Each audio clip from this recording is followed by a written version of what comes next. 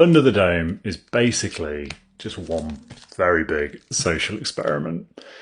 Stephen King takes a normal town, cuts it off from the rest of the world, and turns the heat up slowly. And that's where the tension really comes from in this book. There are no fresh supplies, there's limited air, no escape whatsoever. And then you start to see how quickly cooperation turns into suspicion and how thin that layer of civilized behaviour really is. I guess it's uncomfortable because it just feels so believable. Like, this could absolutely happen and it could absolutely play out like this. You know, sometimes you're reading a book and you're just repeatedly thinking, why would they do that? This wouldn't happen.